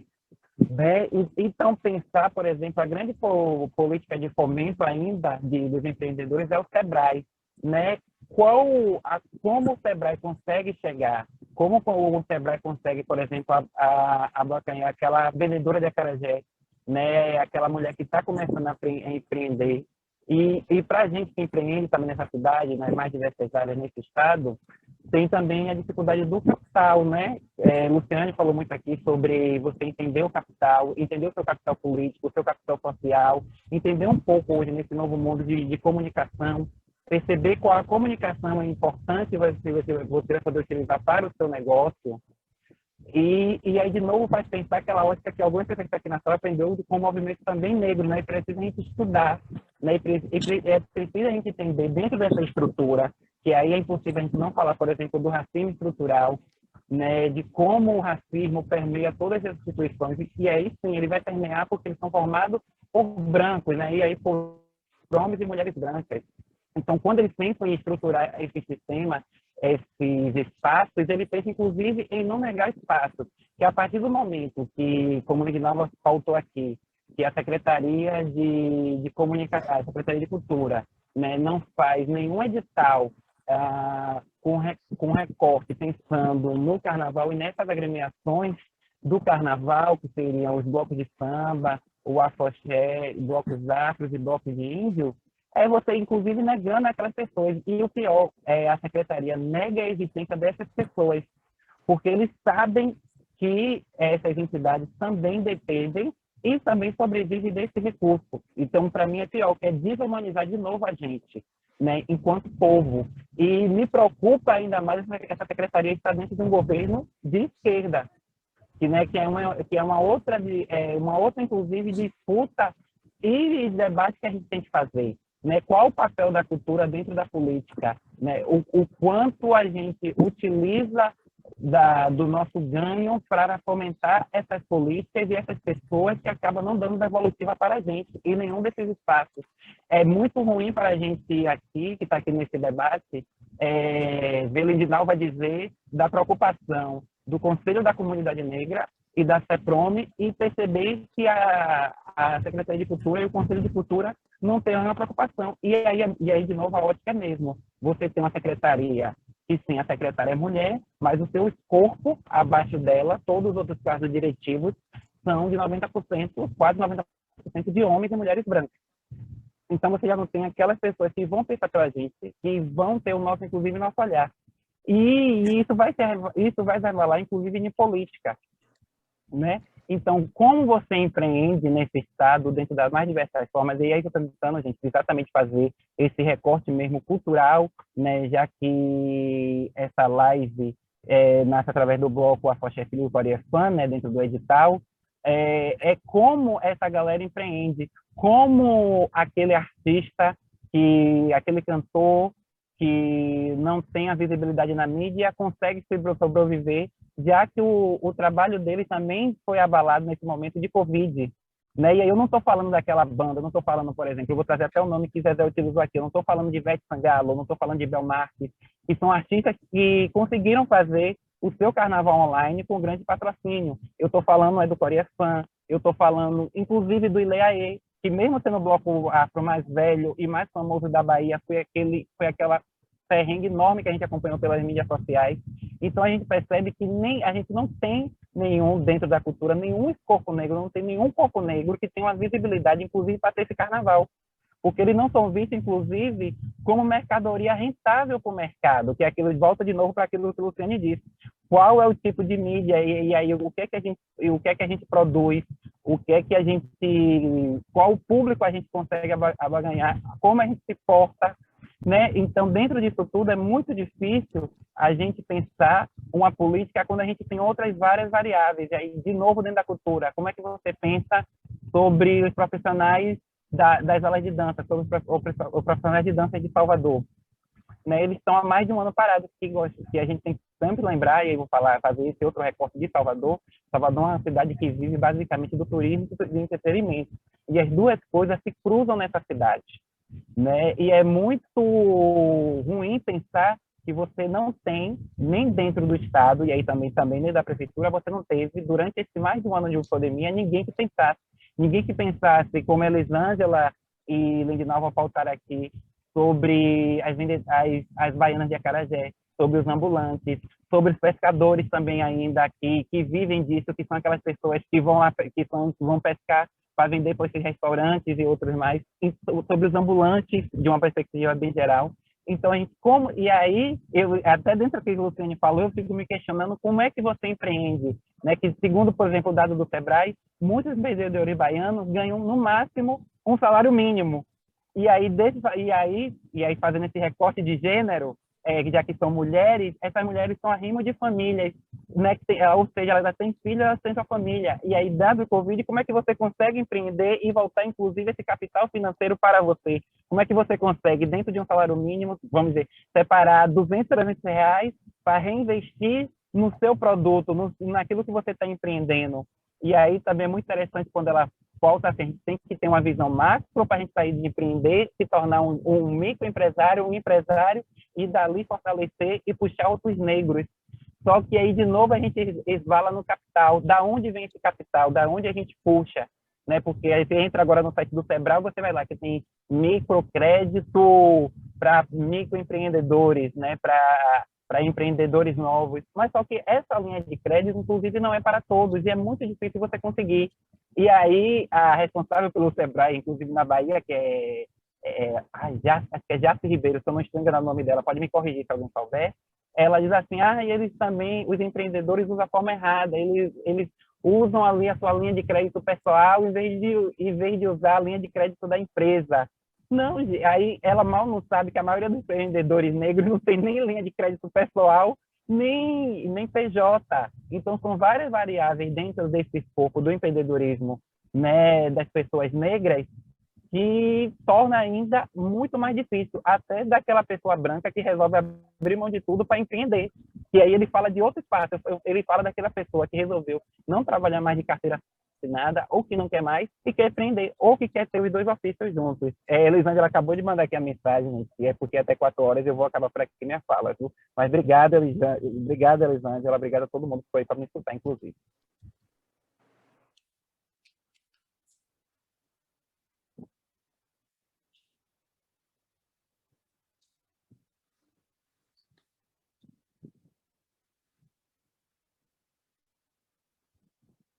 Boa tarde, Diogo. Diogo ainda está aqui?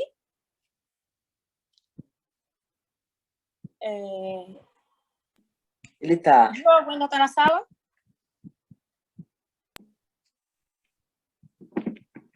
Eu não estou conseguindo. Tá sim, eu vou abrir o áudio dele. Estou sim, Elisângela, estou aqui ainda. Diogo, eu gostei da sua fala. De fato, a gente já tem que nos policiarmos, né? Porque está chegando às 16 horas. Mas eu quero agradecer e eu gostei da sua fala. O que nós conversamos ontem, eu acredito que um assunto puxa o outro, né? O tema de ontem reverberou bastante hoje. E eu acredito que amanhã também vai reverberar. De fato, existe um meio tão burocrático que, às vezes, as pessoas pensam assim, você se formalizou, você tem direito a ter empréstimo, e não é assim. Na prática, a gente sabe que não é assim. Teve várias pessoas que começaram a me procurar recentemente, dizendo, eu vi na televisão que o prefeito vai liberar microcrédito de 500 a 25 mil, então eu vou lá tomar 25. A gente precisa ter o cuidado, é como o Luciene colocou no início, a gente precisa ter o cuidado com o MEI, né? Além de ter o cuidado com o MEI, a gente precisa ter nosso pé no chão e entender que tudo tem e perpassa por um procedimento ou por um processo muito burocrático. Ninguém dá 25 mil a um empreendedor, porque o empreendedor quer 25 mil. Teve gente que dizia a mim assim, mas é porque minha empresa tem mais de 10, 20 anos, e eu vou lá pedir. Não, é assim. A gente precisa botar os pés no chão, né? Procurar saber, procurar ver, saber se o nome da pessoa ou do MEI está positivado ou não, saber se você tem limites, né, disponível para o valor, porque às vezes a gente quer algo e não vem algo, vem um valor menor, né? Elisângela, e tem uma outra coisa que eu não vi pelo menos ninguém falando aqui, que é para quem faz projeto ou para quem também participa desses editais, né, enquanto pessoa até física ou jurídica, que é prestação de conta. Muita gente hoje, muitos empreendedores, muitas associações não podem fazer esse tipo de... não pode participar de editais nem de outro tipo de fomento de cultura e de avanços sociais, exatamente por problema na prestação de conta, né? E que são duas coisas que dificultam a vida de muitos empreendedores e de muitas associações. Prestação de conta, 3 coisas: escrever o projeto, prestação de conta e certidão negativa.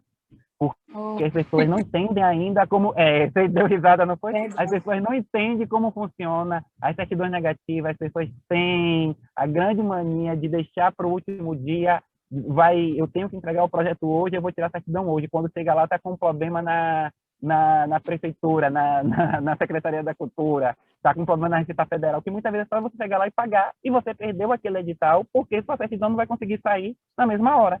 Né? Então, tem, inclusive, alguns cuidados e algumas coisas da burocracia que, inclusive, eu vou te utilizar até uma gíria atual, que é o golpe está aí, que é exatamente pegar a gente nesse golpe da burocracia. É por isso que a gente precisa se informar quando vê um edital, ou até mesmo uma vaga de emprego, ou até mesmo você vai abrir um MEI. É bom a gente se informar, e saber os prós e os contras, né?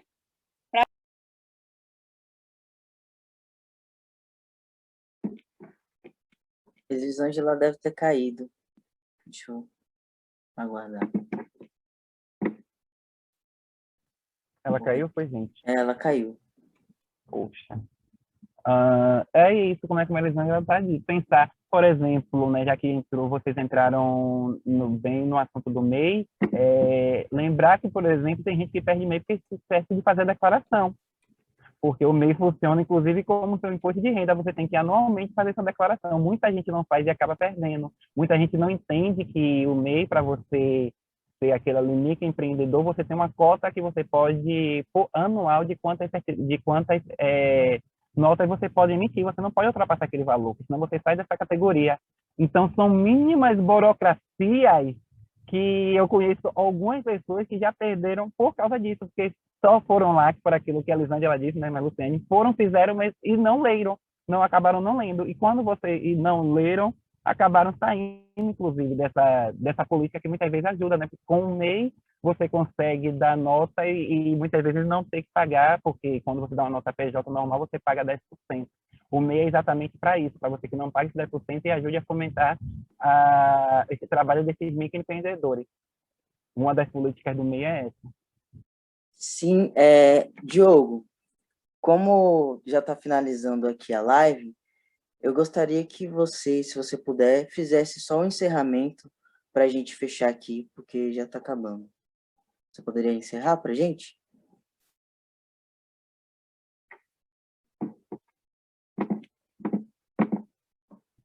Oi, posso sim, gente. Elisângela caiu, não está conseguindo mais voltar, então eu vou aqui encerrar a live.